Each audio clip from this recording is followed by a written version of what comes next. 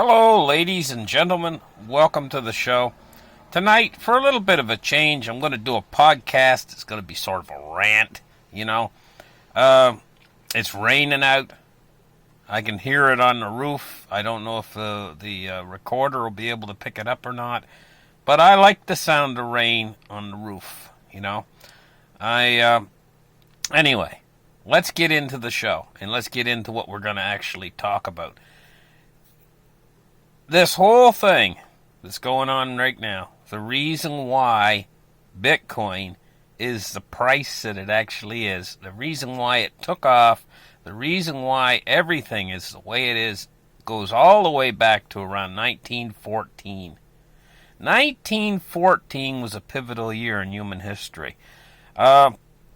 What happened was not only did the Federal Reserve actually get its gears going and really start chugging along on its project that it's reaching its final conclusion, and I'm going to point out to you guys that the conclusion of all this is roughly 2 years away. Now, I know you guys thought it was sooner. You guys think it's coming right away, but no, it's about 2 years away. And I'm going to get into what the final conclusion of all this is going to be. And that final conclusion is when Bitcoin is going to reach its final conclusion as well. What they did, well, why it was a pivotal year, first off, in 1914, is by the time we moved into the First World War. And, you know, before 1914, we were in a period where the world was more calm. You know, people didn't have to lock their doors. Quite serious. Most people would go out shopping or whatever. They'd have valuables inside their house, and they'd just leave their door open. You know? Because there's very little crime. There's almost no crime. It was almost unheard of. People had a sense of dignity and moral duty and moral responsibility. You know, and all these things started to disintegrate after 1914. That's why it was a pivotal year. But the Federal Reserve really got going, and the way it was originally structured and set up, I'm not going to say anything less than it was a Ponzi scheme. That's what it was. And they actually kind of sneaked it through the government, you know. I think it was at Christmas time. Everybody was kind of out on holidays or whatever, and they had their people in place. Their people. You know, to get it passed through legislation and get the Federal Reserve Act in and running. Once they got it up and running, then it's smooth sailing for them from then on in, you know. But it's actually a cartel. It's actually owned by the banks. Always has been. And because it's owned by the banks, it's there to support the banks. That's what it's there for. Now, we've progressed in history, and what's happened is the way it was originally set up at the Federal Reserve, it was designed very specifically with an expansionist monetary policy. It's basically to keep expanding the money supply through debt. So how they create money is they create money that has debt attached to it originally when it's created. That's how money is created. But they do not create the money needed to pay the interest that accrues on the money that's created. In other words, if they create $1 million, as soon as they create that money, there's interest owing. So let's just go with a number. I know interest rates are extremely low right now, but let's just go with a number like maybe, say, 10% interest or even 5% interest. 5% interest. So 5% interest on $1 million is like $50,000. I think that's the right number anyway. I'm trying to do the math in my head real quick, but I think it's $50,000. So 5%, right? Per year. Well, they created the $1 million, but they didn't create the extra $50,000 that is going to be owed after a year on the $1 million. Now, when you put this process in place and you keep adding to it year after year with more and more money out there, with this accruing interest and not creating the money to pay off the interest, there's only one direction you can move with this. You have to constantly keep expanding the debt. Because if you let the debt contract, all of the money disappears. If you let the debt contract too far. You can let it contract a little bit if you add a whole bunch more money in to re-expand it. You know? And those contractions are known as depressions, and they're also known as recessions. Those are actually contractions. A severe contraction is known as a depression, and a more mild version is known as a recession. So these are the contractions of the monetary supply. So it was okay for the first 100 years, or more or less, maybe 90 years. It was okay. It worked okay because industry and the world kept expanding with the expanding monetary supply. So they kept expanding the money, expanding debt. Every time it would contract a little bit, they'd expand it more.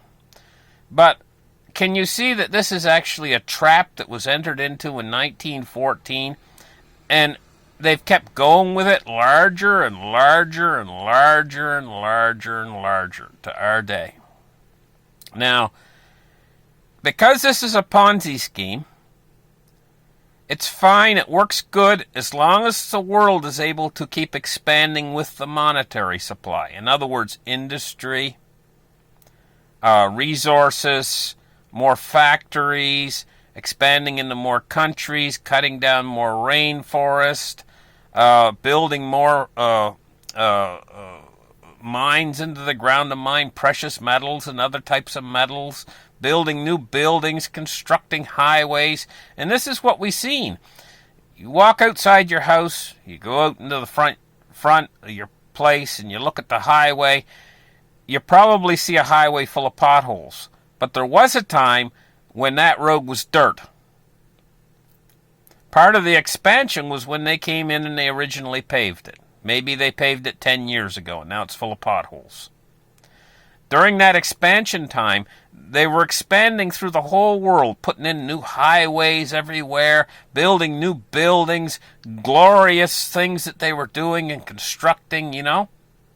But the world's only so big. And what happened was, they can only expand it so far with industry and everything else.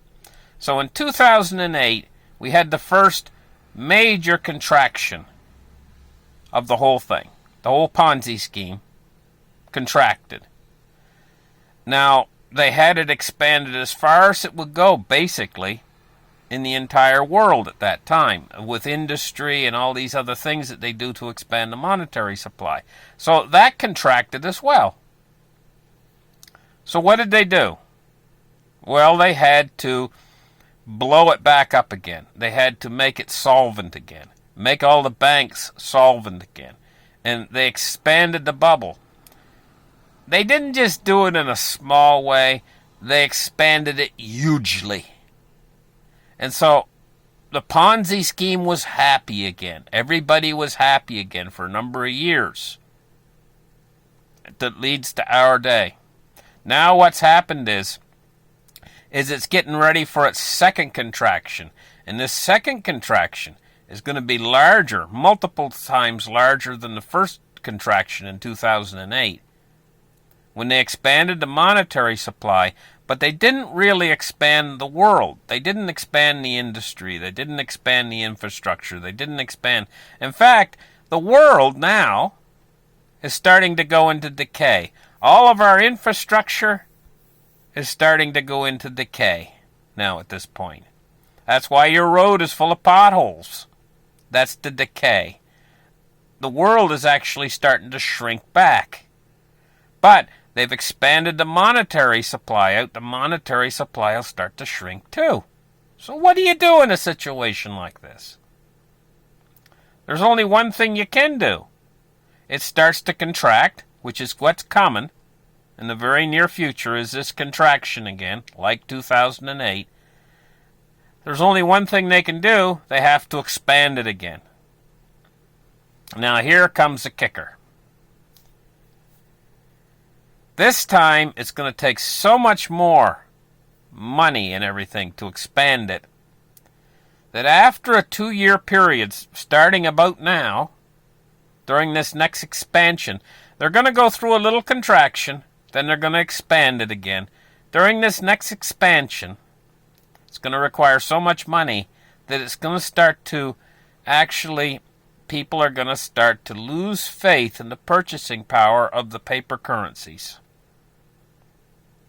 This will only go so far, and it's going to be about a 2-year process that's going to lead to a final conclusion where they're going to be left with 2 alternatives at the end of 2 years. So we're going to go out 2 years into the future right now.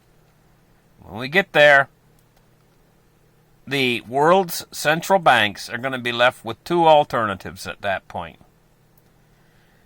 Because people will be starting to lose faith in the purchasing power of their fiat currencies. They can continue to expand it because it's going to contract again in about 2 years from now. So see, I'm letting you in on some of my deeper research right now into this thing. I know about how long it's going to last, this next expansion, before it starts to contract again.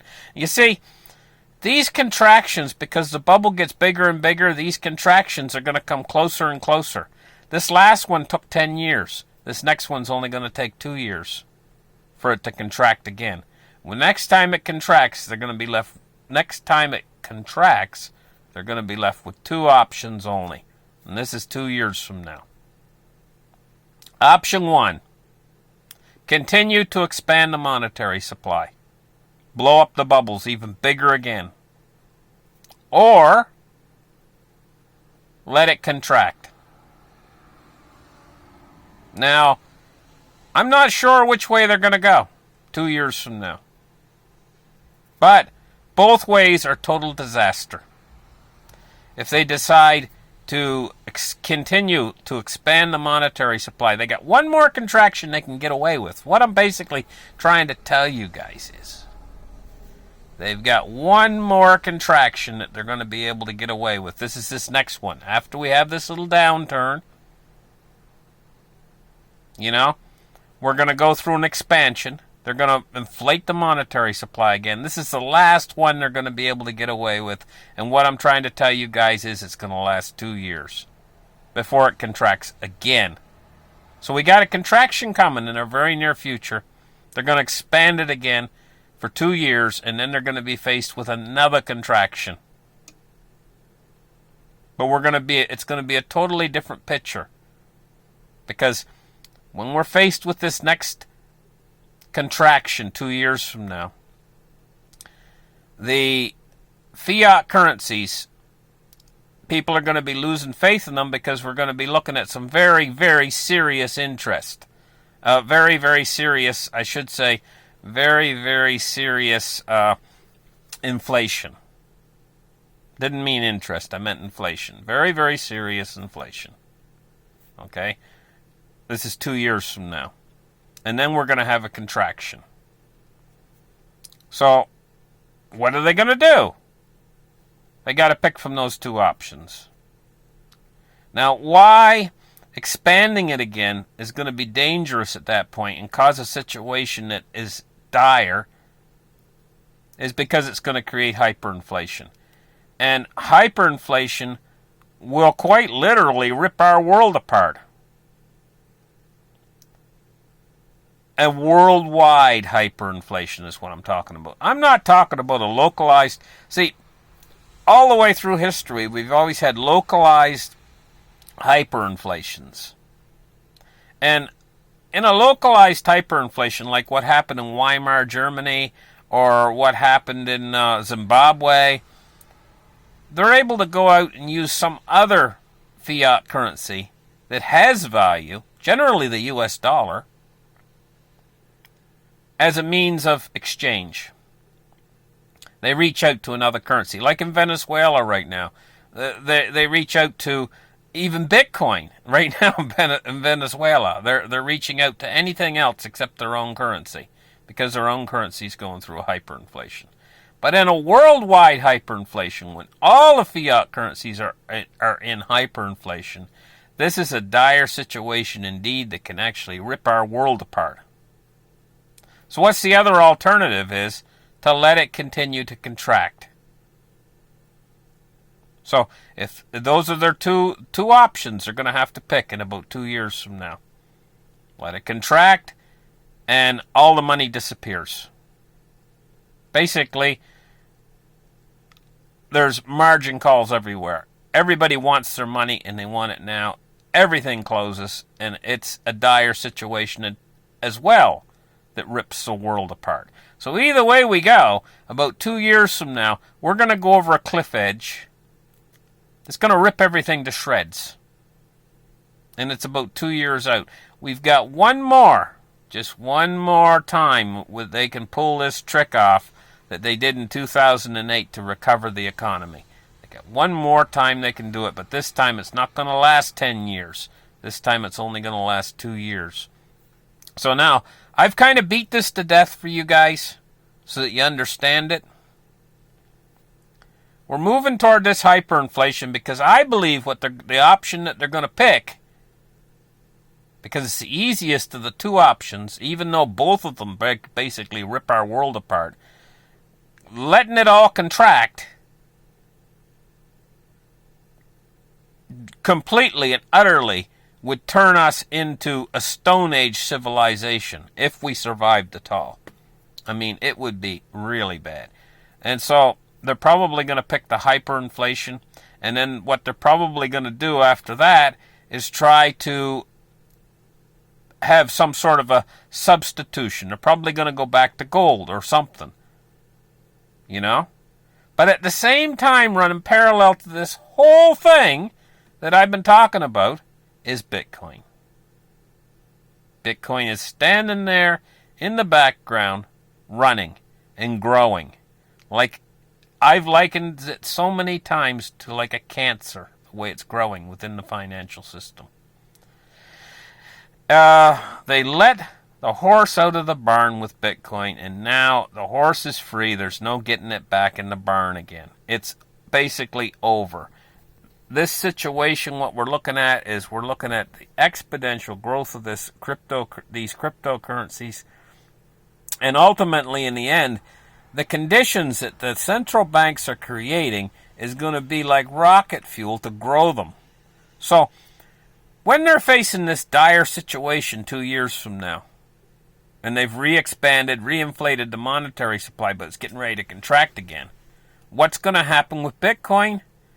That's going to be your real explosion in price. You know, that's when it's really... Now, I mean, it might already be $250,000 a coin 2 years from now. Or maybe higher. Maybe even $1 million a coin. But when we face that final situation, you're not going to be able to value Bitcoins in dollars anymore. Because all of the world's fiat currencies are basically going to be destroyed very quickly in that final expansion of the monetary supply. So what's going to happen in this 2-year period between now and when we get to that final going over Niagara Falls 2 years from now? A lot's going to happen. I'm going to answer the question right now. A lot's going to happen in that 2-year period. Right in front of us, within the next 6 months, we're facing a contraction. Similar to 2008, but more severe. All the central banks are going to work together to expand the monetary supply again and expand the debt. Why they're going to do it is because they can. They have that tool available to them, and they're going to be facing a crisis situation in this next contraction, which is probably about... It's actually already getting ready to start. We're right on the edge of it right now. They're calling it a recession. That's what they're calling it. But it's actually a contraction, is what it actually is. It's a contraction of everything in the world. Because that's the way they've set up the entire system. They've set it up as a Ponzi scheme, And when a Ponzi scheme dies, it dies because it contracts. Ponzi schemes cannot contract. They contract in size. They can only ever grow. When you hit the end of growth, you hit the end of the Ponzi scheme. In this case, they got one more bump. So we're going to go about 6 months. We're going to hit this next bump. And they're going to be able to bump it along. Or in other words, kick a can down the road one more time. So they got one more kick left in them. And that's what's going to take the whole 2 years. So we got about 6 months until they kick. Or maybe sooner. Maybe only 4 months. I'm predicting around November the contraction's going to hit hard. Mark that on your calendar. That's when I think it's going to hit. I think what's going to really trigger it, I think the trigger event is going to be Brexit. I think it's going to put the United Kingdom into a recession. And I think Germany is going to fall into a recession too. And I think that the United States is going to start to fall into a recession as well. And it's the last bastion of hope is the United States in their so-called great economy, which is not a great economy. I mean, it's just idling along. It's like a kid on a pond, doing a doggy paddle. I mean, he's keeping his head above water, but man, he ain't swimming. And that's the way with this economy. It is just doggy paddling, the United States economy. So it's the best in the world. It's the best economy, and they've been investing in it heavy. We got all these negative interest rates coming. The banks, how can they actually work with these policies? I mean, this is completely against monetary principle to not pay any interest, and to have to pay them to hold your money. This is one of the reasons why there's this huge movement toward cash. This environment, this whole environment, is actually working toward one thing, one objective, and that is going to be to drive not just cryptocurrencies to the moon, but gold and silver as well. We're heading into a new paradigm, where the rich are going to get much richer. The poor are going to get much poorer. There's going to be many more poor than there are now. It's going to grow. The poverty is going to be overwhelming. And where we're headed with all this is, there's going to be a few people out there who have invested in gold, silver, and cryptocurrencies. They're going to be making a little bit better than your neighbors, Heck, your neighbors might end up on the street, sleeping rough, sleeping in a ditch, and you might be able to stay in your home because you've got some gold or you've got some Bitcoin, and Bitcoin's rapidly becoming the new gold. So they don't care about that. They don't care if a few middle-class people slip through the net and maintain their middle class and able to keep their home. They don't care. The really rich don't care. They're targeting the middle class, but they know they're going to get most of them because most of them don't have any gold, silver, or cryptocurrencies. Most of them, they just got their bank account. That's all they got, and that's all they know. They got their bank account, they got a few stocks and bonds, put away. A lot of them don't even have that. Most Americans and most people here in Canada too, actually we're worse. Here in Canada, we're heavier in debt than Americans. But most of us, all we got's our bank account, and we just got, we don't have enough money put away for 2 or 3 months. I mean, if we don't keep working, talk about slaves. I mean, if you were to offer a guy, if you were to say to a guy, hey, listen, going to offer you a job. The guy's big smile on his face. Yeah, you're going to give me a job? Yeah. Say, this is what you're going to get. I'm going to give you a free car. Okay? I'm going to give you a place to live. I'm going to give you all your food that you need to eat. And I'm going to pay for your electricity. Right? You work for me 40 hours a week in, week out, week in, week out, and this will be your new job, right? And I'll give you, and the guy says, well, what about my actual pay? You know, I mean, you told me that I'm going to get a new car to drive, and I'm going to get a nice house, and I'm going to get all this food and everything. But what about my actual pay? What money are you going to give me? And the guy says, well, I'm going to give you $20 a week. The guy would look at him and says, I don't want that job. Are you kidding me? I'm not going to work 40 hours a week for you just basically for room and board. You know? The guy says, why not? But listen, think about it for a minute. How many of you guys out there, by the time you pay off your car loan, your lease, you got a lease on your car or whatever, by the time you pay your house mortgage, by the time you fill your fridge with food, right? By the time you pay all these bills, the electric bill, the light bill, you pay off the credit cards, you're left with $20 at the end of the week. I know. I'm in the same boat. I'd love to buy some Bitcoin, you know? Can't afford it. I had to watch this last price go down, you know, bottomed out. What did it bottom out to? Under 10,000 or whatever. And I had to just sit on it because I didn't have the money to buy any. Because they're sucking money out of me left and right. House tax, you know? Got to pay the house tax, got to pay the income taxes, got to pay the mortgages, and got to pay the credit card bills and everything else. By the time they're done with you, your wallet's empty. And prices are going up on everything at the same time. You know? This is the kind of world we're living in right now. They are turning the screws on all of us. And what they're going to end up with in the end is they're going to end up with, we're going to be lucky if we can stay in our house. And it's going to be imperative that you be able to stay in your house. This is why it's so important to have a little bit of Bitcoin, gold, and silver. Because at a certain point, you're going to see your neighbors sleeping rough in the ditch. And you'll be still in your bed and able to turn your air conditioner on. And you'll be thankful for that, because that Bitcoin money you got is going to pay all those extra things so that you're not kicked out on the street when you see inflation going through the roof, but your wages are not keeping up with pace with inflation. This is what we got coming, ultimately.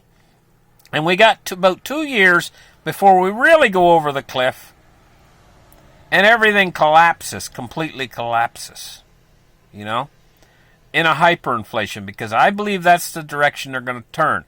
They have two directions. Like I said, they can let it contract, which would turn us into the Stone Age. They know that their necks would be on the line if they let that happen. So they're not going to let that happen. That's almost out of the question. They're going to pick to continue to inflate. Push it into a hyperinflation. And what's going to happen is ultimately they're going to have a reset, because when the currency gets to a certain point where you're carrying say $10 million in a brown paper bag, and you go into your grocery store and you can only buy one loaf of bread with it, and the bag weighs more than the bread, and it's all $100 bills. You know, that's the kind of world we're facing. And when we get to that point, they have to reset everything. And believe me, they will, you know. But that's after, and that's out past the 2-year period when we actually go into the hyperinflation. So that's when you're going to see Bitcoin's not going to be able to be priced in dollars anymore, because basically the dollar, they're going to do a reset. It's not even going to exist. So how can you price it in dollars? How can you price your house in dollars at that point? So this is what we're headed toward. Got about 2 years until we get there. My voice is getting a little bit hoarse. Listen, thank you guys for listening to this report. Give me a thumbs up. And I figured I'd do this tonight because it's just a little bit different, something different, you know, than my normal show.